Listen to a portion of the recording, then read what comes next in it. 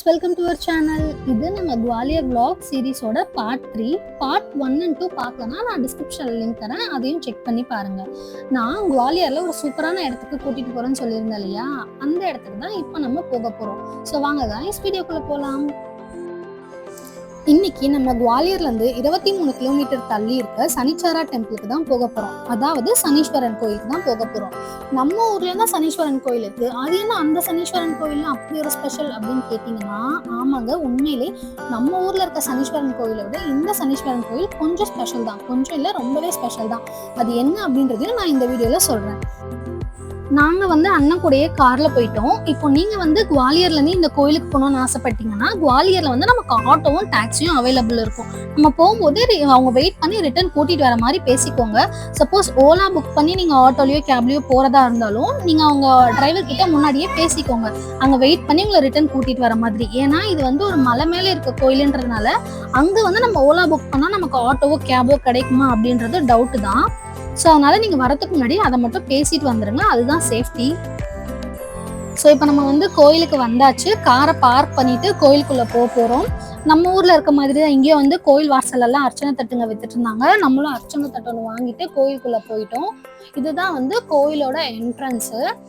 So நான் சொல்லியிருந்தேன் இல்லையா, இந்த கோயில் நம்ம ஊர்ல இருக்க சனீஸ்வரன் கோயிலோட ரொம்ப ஸ்பெஷல் அப்படின்றது. அது ஏன் அப்படின்னா இதோட வரலாறு அப்படி. ராவணர் ஜோசியத்திலையும் ஜாதகத்திலையும் கை தேர்ந்தவர் இல்லையா. ஸோ அதனால அவருக்கு பிறக்க போற முதல் மகனான மேகநாதனுக்கு சாகாவரம் வேணும் அப்படின்றதுனால தேவர்களோட போரிட்டு வென்று நவகிரகங்களையும் தன் வசப்படுத்திக்கிட்டாராம். அது ஏன் அப்படின்னா, மேகநாதனோட ஜாதகத்துல ராவணன் கணிச்சபடி ஒவ்வொரு நவகிரகமும் அந்தந்த இடத்துல இருந்ததுன்னா மேகநாதனுக்கு சாகாவரம் கிடைக்கும் அப்படின்றதுனால.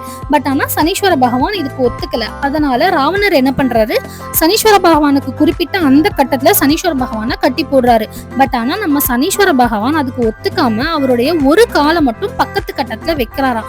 அந்த டைம்ல மேகநாதனும் பிறக்கிறதுனால மேகநாதனுக்கு சாவு அப்படின்ற ஒண்ணு உறுதியாக்கப்படுது. அதாவது மேகநாதனுக்கு சாகாவரம் கிடைக்கல. இதனால ராவணனுக்கு ரொம்ப கோபம் வருது. என்ன பண்றா, ராவணன் நம்ம சனீஸ்வர பகவானை இலங்கையிலேயே ஒரு இடத்துல சிறைப்படுத்தி வைக்கிறான்.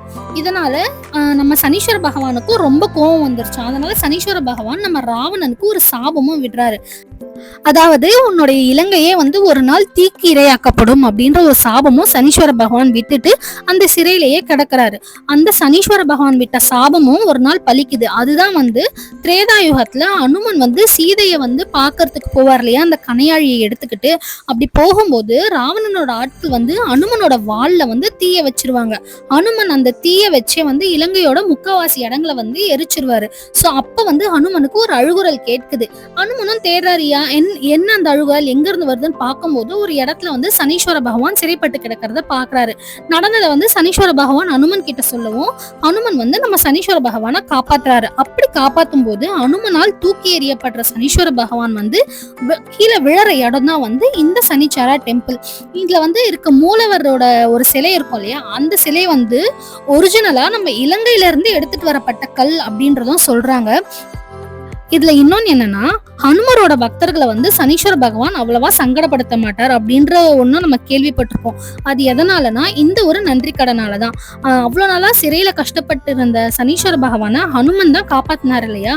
சோ அதுக்கான ஒரு நன்றி கடனாதான் ஹனுமனை யார் மனமுருகி வேண்டுறாங்களோ, யாரெல்லாம் ஒரு தீவிரமான ஹனுமன் பக்தரா இருக்காங்களோ அவங்களால சனீஸ்வர பகவான் அவ்வளவா சங்கடப்படுத்த மாட்டார் அப்படின்னும் சொல்றாங்க. ஸோ இதனால தான் இந்த கோயில் ரொம்பவே ஸ்பெஷலான கோயில் அப்படின்னு நான் சொன்னேன். ஸோ நம்ம இந்த கோயிலுக்குள்ளே வந்துட்டோம். கோயில் பார்க்க ரொம்ப அழகாக இருந்தது. நம்ம அன்னைக்கு ஒரு ஈவினிங் போல தான் வந்திருந்தோம். ஸோ அந்த ஈவினிங்கில் அந்த மலை மேலே அந்த கோயிலை பார்க்க அவ்வளோ அழகாக இருந்தது. ஃபஸ்ட்டு நம்ம எப்பவும் போல் நம்மளோட கணபதி தான் ஃபஸ்ட்டு இருந்தார். அவரை சாமி கும்பிட்டுட்டு அப்புறம் அப்படியே கீழே போனோன்னா கீழே ஒரு காளி மாதா இருப்பாங்க. அவங்களையும் பார்த்துட்டு நம்ம அப்படியே கோயிலுக்குள்ளே போயிட்டோம். ஸோ அன்னைக்கு சனிக்கிழமை அப்படின்றதுனால கூட்டம் எப்பவும் வழக்கத்தை விட கொஞ்சம் அதிகமாக தான் இருந்ததுன்னு சொன்னாங்க. ஸோ அதனால நம்ம 100 ரூபாய் டிக்கெட் எடுத்து அதில் போய் சாமி பார்த்துட்டோம். அவ்வளோதான். இப்போ நம்ம டிக்கெட் வாங்கிட்டு கோயிலுக்குள்ளே போக போகிறோம். இந்த இடத்துல தான் வந்து ஹனுமன் வந்து காப்பாற்றப்பட்டு தூக்கி வீசப்பட்ட சனீஸ்வர பகவான் இவர் தான். இந்த கல் வந்து இலங்கையிலேருந்து சனீஸ்வர பகவானுக்காக கொண்டு வரப்பட்ட கல் அப்படின்னும் சொல்கிறாங்க. இங்கே வந்து சாமியோட முகத்தில் வந்து என்ன வடிகிறத வந்து நம்மளால் பார்க்க முடியுது இல்லையா, ஒரு மாதிரி ஷைனிங்காக இருக்குது பாருங்கள். இது வந்து நம்ம கையால் நம்ம ஊற்றுற எண்ணெய் தான் வந்து சாமிக்கு அபிஷேகமாக இருக்குது. நம்ம சாமி பக்கம் லைன்ல போகும்போதே சாமிக்கு பக்கத்துல வந்து ஒரு பெட்டி மாதிரி ஒன்று வச்சிருப்பாங்க. அந்த பெட்டியில வந்து நம்ம கொண்டு போற நல்லெண்ணெயை வந்து நம்மளே ஓப்பன் பண்ணி ஊத்திடணும். அப்படி ஊத்தும் போது சாமிக்கு பின்னாடி வந்து ஒரு பைப் கனெக்ஷன் இருக்கும். நம்ம ஊத்துற எண்ணெய் வந்து அப்படியே சாமிக்கு தலை மேல இருந்து ஊத்துற மாதிரி ஒரு கனெக்டிவிட்டியும் இருக்கும். ஸோ இது வந்து நம்மளே நம்ம கையால சாமிக்கு அபிஷேகம் பண்ற ஒரு ஃபீலும் ஒரு ஹாப்பினஸும் நமக்கு கிடைக்குது. இன்னொரு வகையா என்ன சொல்றாங்கன்னா, ஹனுமன் வந்து சனீஸ்வர பகவானை தூக்கி வீசும்போது இங்க விழுந்த சனீஸ்வர பகவானுக்கு அடிபட்டதாகவும், அப்போ ஹனுமன் வந்து மருந்துக்காக நல்லெண்ணெய் தடவினதாகவும் கூறப்படுது. ஸோ அதனாலதான் வந்து இங்க சனீஸ்வர பகவானுக்கு நல்லெண்ணெய் அபிஷேகமும் நடக்குது அப்படின்றாங்க. இது வந்து ஹனுமனோட கோயில். நம்ம அப்படியே சனீஸ்வர பகவானை பார்த்துட்டு வெளியே வந்தோம்னா ஹனுமர் இருப்பாரு. அவரையும் பார்த்துட்டு நம்ம கோயிலுக்கு வெளியில போகும்போது இங்க வந்து ஒரு காளி மாதா இருப்பாங்க. ஸோ அவங்களையும் வணங்கிட்டு நம்ம வீட்டுக்கு கிளம்பிட்டோம். ஸோ அவ்வளோதான் கைஸ், இந்த வீடியோ நல்லா இன்ட்ரெஸ்டிங்காக இருந்திருக்கும்னு நினைக்கிறேன். இன்னொரு வீடியோவில் சந்திப்போம். பாய்.